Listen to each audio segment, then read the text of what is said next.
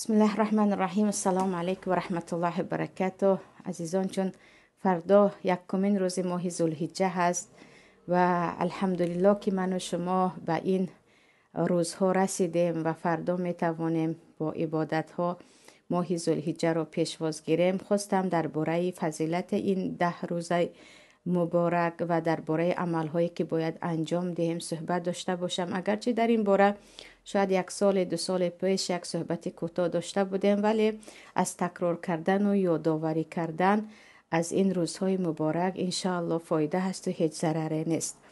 درباره 10 ذوالحجه که فردا انشاءالله داخل می شود یا از امشب الکی شب یکم ماه ذوالحجه هست، اینقدر فضیلت بالا دارد، اینقدر اجر و ثواب در این روزها ثوابش بالا هست که حتی اکثریت علما میگویند روزهای رمضان هم مثل این روزها نیست. یعنی 10 روز اول ذوالحجه بهتر از روزهای رمضان است، اما 10 شب آخر ماه رمضان بهتر از شبهای ذوالحجه است. از روی برتری روزها این 10 ذوالحجه این گونه روزها حتی در رمضان هم به ما نمی آید. یعنی فضیلتش حتی از روزهای رمضان هم بالا هست. البته شبهای قدر و 10 آخر رمضان بالاتر است، اما شبهای است از جهت روز این روزها بهتر می باشند. و پیامبر صلی الله علیه و سلم میگویند، حدیث در ترمذی هست، اصلش در صحیح بخاری هم هست که ما من ایام العمل الصالح احب الی الله من هذه الایام العشر. هیچ روز وجود ندارد، هیچ روز در یکان ماه که عملهای صالح اینقدر در نزد الله محبوبتر و افضلتر باشند که عملهای صالح را پروردگار به کرات اجر و ثواب دهد. صحابه ها میپرسند حتی جهاد، یعنی از عمل صالح هم در این روزها جهاد مگر بالا نیست؟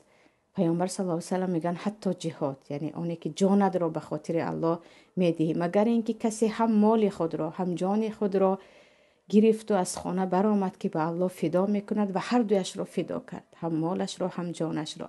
وگرنه این روزها و عملهای صالح، به عمل صالح هم نماز و روزه و تسبیح و خیر و صدقات همش داخل می شود.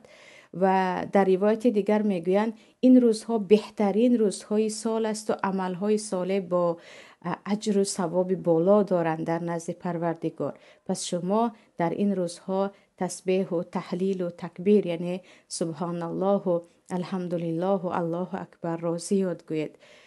در سوره فجر وقتی الله و الفجر و لیال عشر میگوید، در نزد تقریبا جمهور مفسرین علمای تفسیر این شبهایی که الله به شبهای 10 گانه قسم میخورد شبهای همین ذوالحجه میباشند. و در سوره حج میگوید لیشهدوا منافع لهم و یذکروا اسم الله فی ایام معدودات. تا که در این در این عجیبش این است که حج اکبر هم در این 10 ذوالحجه هست و روز عرفه هم در این 10 ذوالحجه است. در روز نهمش قربانی هم در این 10 هست. پروردگار میگه هم مؤمنان شاهدی کنند، شاهد باشند به آنچه که به نفع آنها هست از عبادت و از حج و از دیگر عمل ها، و پروردگارشان را زیاد ذکر کنند و در این روزها پروردگارشان را زیاد ذکر کنند. و عزیزان، مؤمن یک مسلمان از اینکه حیاتش خیلی زود گذر است و والله اعلم نمیدانیم عمر ما امروز یا فردا به پایان میرسد، باید این گونه فرصت ها را غنیمت دانیم. یعنی وقتی که همین گونه فرصت ها می شود، فرصت هایی که عمل صالح ثواب زیاد دارد، هر چی می توانیم خود را با عمل صالح مشغول سازیم.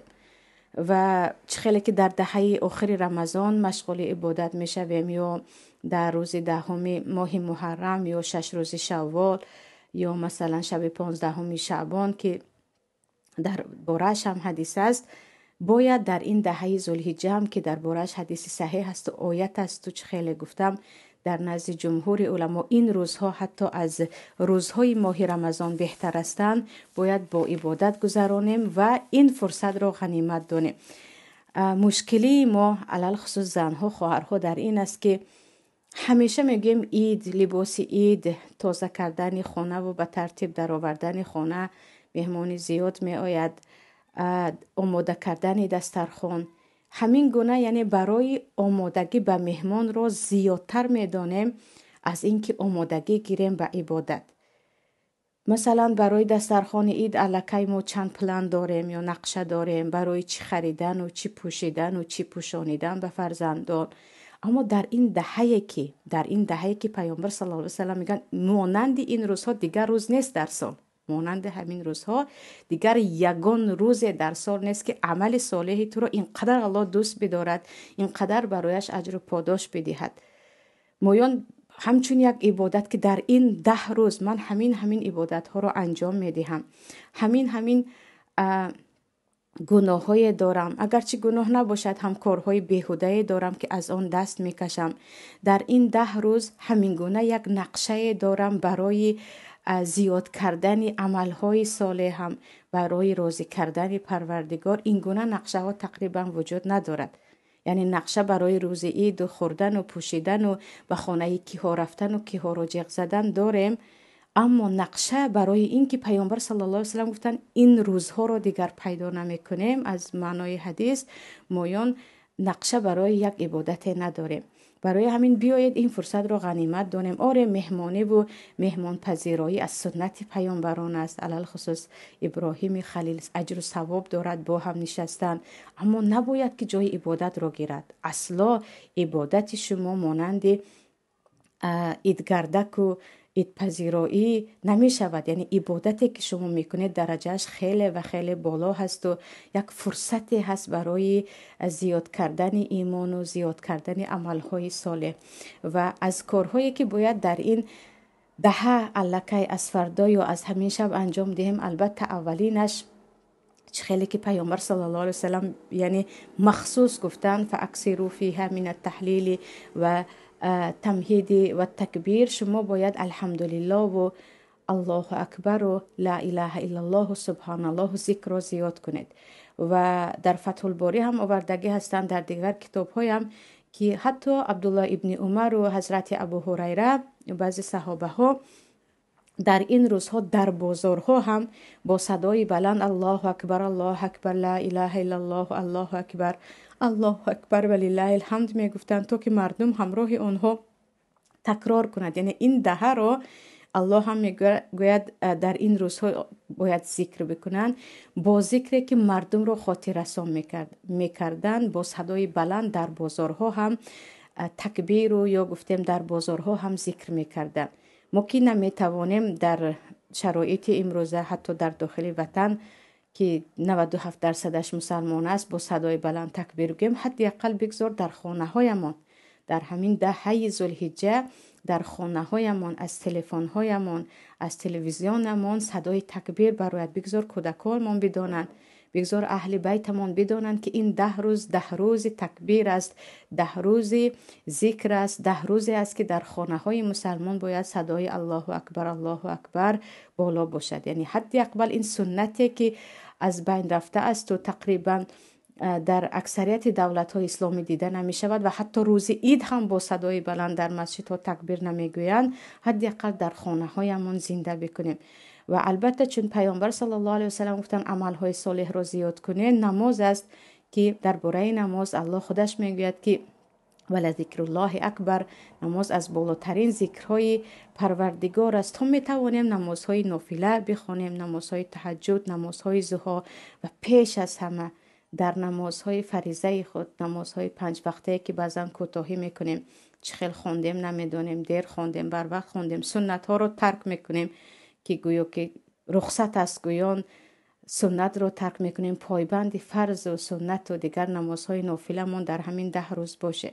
و درباره روزهش هم اگرچه درباره روزه عرفه مؤکدا حدیث است که پیامبر صلی الله علیه و سلم میگویند 1 سال پیشینه و 1 سال بعدینه رو امید دارم که گناهایش بخشیده می شود. اما در همین دهه هم حدیث همسران پیامبر و این چونین حفصه همسر پیامبر صلی الله علیه و سلم آمده است در سنن ابو داود که پیامبر صلی الله علیه و سلم 10 روز ذوالحجه رو هم روزه می گرفتند.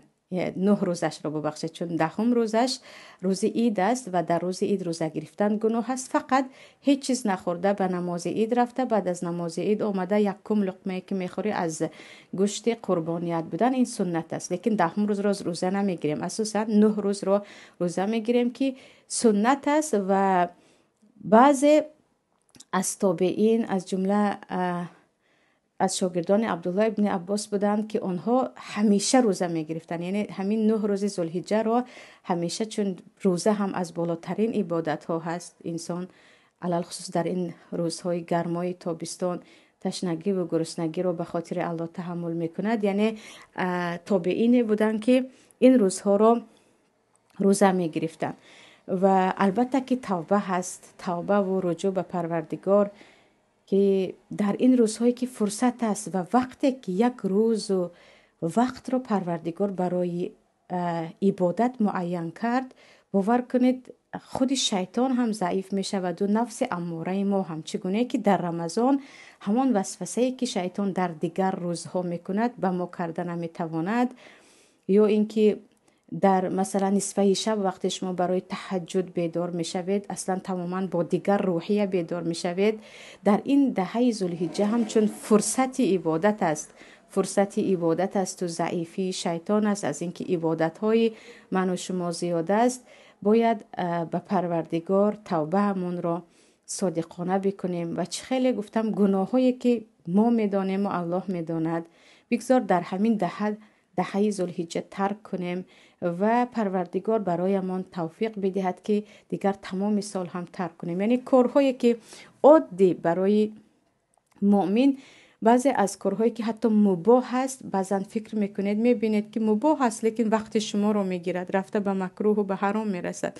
و ما خودمون میدانیم، یعنی بل الانسان علی نفسه بصیر رو میگوید الله، هر یک انسان نفس خودش رو، شخصیت خودش رو میدونیم که چه گناه ها داریم، چه گناه هایی که با زبان انجام میدهیم، چه گناه هایی که از عقل و از دل ما یا نیت های بدی که داریم یا بعضی عمل هایی که خودمون میدانیم و الله میداند. بگذار در همین دهه ذوالحجه ترک کنیم به خاطر اینکه این دهه مثل دیگر روزها نیست و کوشش کنیم در دوام سال هم به آن تماما دست نزنیم. و البته از عمل های صالح وقتی گفتیم روزه گرفتن و نماز خواندن و توبه نصوح کردن، البته صدقه هم هست. چگونه که در رمضان صدقه اجر و ثواب زیاد دارد، در این دهه هم اجر و ثواب زیاد دارد، چون عمل صالح می باشد، عمل صالح می باشد.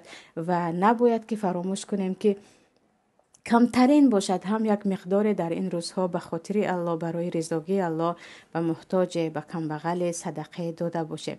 و عزیزان، مشکلی از همه بزرگ ما این است که فرصتی این دهه چه خیلی میگذرد، ما با نشستن در نزد تلفن و با صحبت کردن با دوستان و با نوشتن زیرنویس و کامنت ها و با در عالم مجازی با کدام آدم های ناشناس و ساختکار صحبت کردن، این فرصت رو میدهیم و میبینید که چند روز بعد الکه عید قربان هم گذشته است، دهه ذوالحجه هم از ما رفته است. برای همین بیایید همین فرصت رو غنیمت دونیم، یعنی از پگاه نقشه داشته باشیم از امروز و شروع کنیم از پگاه یا خودی از همین شب که ما در این 10 روز چه عملها رو باید انجام دهیم، چه کارهایی هست که ما مخصوص چون در این روزها عمل میکرده ایم و مثل دیگر روزها نیست انجام میدهیم و چه کارها هست که در این روزها ما نمی کنیم، یعنی پیشتر میکردیم و به خاطر اینکه دهه ذوالحجه اومد